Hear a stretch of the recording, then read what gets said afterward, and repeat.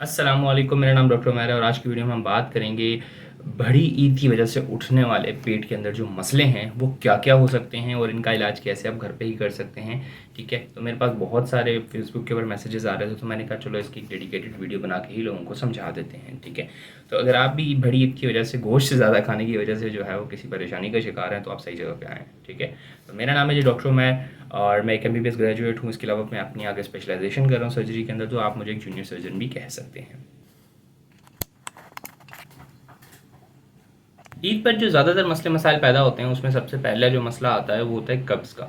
अब कब्ज़ या कॉन्स्टिपेशन जैसे इंग्लिश में हम कहते हैं, ये जब भी आप याद रखिएगा, जब भी आप गोश्त का इस्तेमाल ज़्यादा कर देते हैं तो आपकी जो आंत होती है उसको इसे हज़म करने में टाइम लगता है।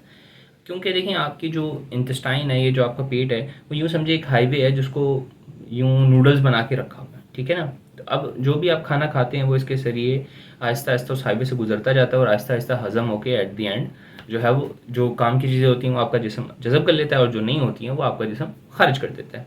अब जो गोश्त होता है वो थोड़ा हार्ड होता है, ठीक है ना, उसको जो है हज़म करने में टाइम लगता है। तो जब भी आप गोश्त वगैरह खाते हैं तो आपका जो खाने का टाइम होता है, ठीक है, जिस वक्त आपने खाना खाया और जब तक वो खराज हो रहा है उसके टाइम में इजाफा नेचुरली हो जाता है। और लेकिन जब आप ईद के दिनों में बहुत ज़्यादा गोश्त खाते हैं तो इसकी वजह से जो ये कब्ज़ के मसाइल हैं बहुत ज़्यादा बढ़ जाते हैं, क्योंकि जब आप फाइबर लेते ही नहीं हैं, क्योंकि जब खास तौर पे ईद के 3 दिनों में जो ये प्रैक्टिस है लोगों की कि 3 दिन सिर्फ गोश्त ही खाते रहते हैं, फाइबर नाम की चीज़ ही नहीं होती। बहुत से लोग तो रोटी का इस्तेमाल भी नहीं करते। तो उसकी वजह से क्या होता है कि ये जो कॉन्स्टिपेशन है ये बढ़ जाती है, क्योंकि जो खाने का हज़म होने का टाइम है ये नेचुरली तौर पे बढ़ जाता है। ठीक है, इसके अलावा जो सेकंड मसला लोगों को ज़्यादातर पेश आता है वो होता है कि जो आपका पखाना होता है बहुत ज़्यादा चिपचिपा हो जाता है। अब इसके पीछे मुख्तलिफ वजूहत हैं, मैं इसकी डिटेल्स में जाऊँगा तो ये समझना आपके लिए थोड़ा मुश्किल हो जाएगा। ठीक है, लेकिन इतना ज़्यादातर लोग परेशान ज़रूर हो रहे होते हैं कि जो वो पखाना होता है वो बहुत ज़्यादा चिपकने वाला, स्टिकी, चिपचिपा सा होना स्टार्ट हो जाता है। ठीक है, तो ये चीज़ नेचुरल है। जब भी आप गोश्त का इस्तेमाल ज़्यादा करते हैं तो आपका पखाना जो है वो चिपचिपा या ज़्यादा जो है ना वो थिक होना स्टार्ट हो जाता है। ठीक है, तो इसकी कंसिस्टेंसी जैसे आम होती है उससे थोड़ी चेंज हो जाती है, तो इस चीज़ से घबराने की ज़रूरत नहीं होती। ठीक है, अगर आप नॉर्मल फाइबर वगैरह थोड़ा सा डाइट में ऐड कर लें, ख़ास तौर पे ईद के दिनों के अंदर अगर आप इस्तेमाल वगैरह कर इस्तेमाल कर लें तो जो आपके पेट के मसाइल हैं ना, ख़ास तौर पे ये बड़ी ईद के ऊपर जो होते हैं उनमें तो बहुत ज़्यादा कमी आ जाएगी। क्योंकि जब आप आर्टिफिशियल या बाहर से फाइबर ले रहे होते हैं तो आपकी जो वो डाइट है वो थोड़ी सी कंपनसेट हो जाती है, यानी कि थोड़ी सी क्या कहते हैं उसे, बैलेंस में आ जाती है। ठीक है ना, तो ये लाजमी कर लें कि अगर आप बहुत ज़्यादा गोश्त खा रहे हैं तो साथ में कम से कम जो है ना इसबगोल जो होता है छिलका, उसके कम से कम 2 चम्मच जो है ना सुबह और 2 शाम को इस्तेमाल करें तो आपको ये मसले मसाइल नहीं आएंगे। तीसरा सबसे बड़ा मसला जो कि पेश आता है ईद के दिनों में वो ये होता है कि जो पखाना होता है वो ज़्यादातर लोगों का ब्लैक होना शुरू होता है, काला पड़ जाता है। ठीक है, या बहुत ज़्यादा डार्क हो जाता है। अब ये चीज़ लोगों के लिए बहुत ज़्यादा परेशानी की बाइस होती है कि अचानक ऐसा क्या हो गया कि मेरा पखाना नॉर्मल से ब्लैक होना स्टार्ट हो गया, काला होना शुरू हो गया, बहुत ज़्यादा गाढ़ा, एक तो गाढ़ा हो गया, ऊपर से बिल्कुल काले कलर के पानी की तरह हो गया, या क्या मामला क्या हो। तो याद रखिएगा, जब भी बड़ी ईद होती है, एक तो आप गोश्त ज़्यादा खा रहे होते हैं उसकी वजह से, या जो स्टूल होता है वो नेचुरली थोड़ा सा डार्क ब्राउन होना शुरू हो जाता है। ठीक है, बहुत ज़्यादा डार्क होना शुरू हो जाता है।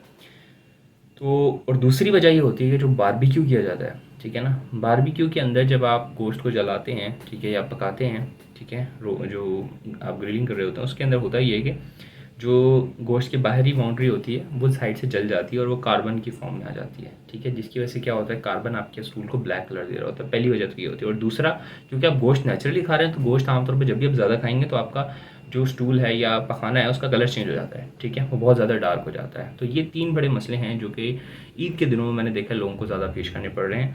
ठीक है, तो इन तीनों का हल सिर्फ एक ही है, इसबगोल के 2 चम्मच का इस्तेमाल करें। ठीक है, किसी दवाई की आपको ज़रूरत नहीं पड़ेगी, किसी और मसले मसाइल की ज़रूरत नहीं पड़ेगी।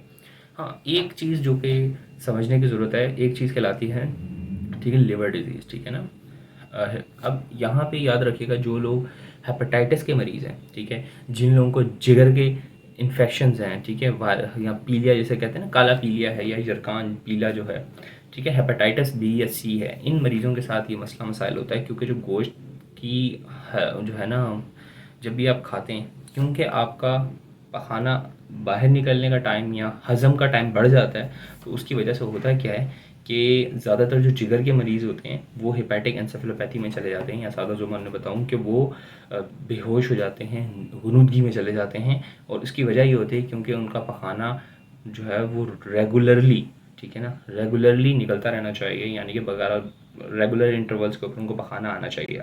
अगर हेपेटाइटिस के या पीलिया के मरीज़ों के साथ ये नहीं होता, ठीक है, जैसा कि बड़ी ईद पे ज़्यादा गोश्त खाने की वजह से हो जाता है, तो होता क्या है कि जो नाइट्रोजन होती है, ठीक है, और अमोनिया होती है, इसकी तादाद खून में बढ़ना शुरू हो जाती है और ये जाके दिमाग पे अटैक करती है और इसकी वजह से लोग बेहोश हो जाते हैं, ठीक है ना। तो इसका जो है वो ख़्याल रखना होता है। जिन लोगों को हेपेटाइटिस की शिकायत है उन लोगों को जो है वो लाजमी पखाना आते रहना चाहिए। वो लोग तो लाजमी इस पगुल का इस्तेमाल करें, कम से कम जो है ना, अगर इस किस्म का हल्का सा भी फील हो रहा है कि मुझे कब्ज़ हो रही है, बेशक 4-5 चम्मच इस्तेमाल कर लें इस पगुल के, वक्फे वक्फे से 2-3 घंटे के वक्फे से, लेकिन लाजमी इस्तेमाल करें। अगर नहीं करेंगे तो वो बेहोश हो सकते हैं, ठीक है। वो मतलब जीसीएस ड्रॉप हो सकता है उनका, वो हेपेटिक एन्सेफेलोपैथी के अंदर चले जाते हैं। एक ऐसी कंडीशन होती है जिसके अंदर जो अमोनिया होता है वो इतना ज़्यादा खून में बढ़ जाता है कि ये दिमाग को जाके शट डाउन करना स्टार्ट कर देता है और ये डेंजरस है और जानलेवा भी साबित हो सकती है, ठीक है। और दैट्स ऑल। मेरा ख्याल है कि जो सवालात वगैरह लोगों के ज़हन में आ रहे थे इसके ऊपर, वो तमाम मैंने आंसर कर दिए हैं। अगर इसी किस्म की वीडियोज़ को आप पसंद करते हैं और एक छोटा सा कमेंट मेरे नीचे करके भाई जो है वो शुक्रिया का इज़हार कर दीजिएगा, या जो भी आपको लगे कम से कम अपना ओपिनियन लाजमी दे दीजिएगा, इससे मेरी बहुत बहुत ज़्यादा ही होती है। That's all, this is doctor Umar signing off. अल्लाह हाफिज़।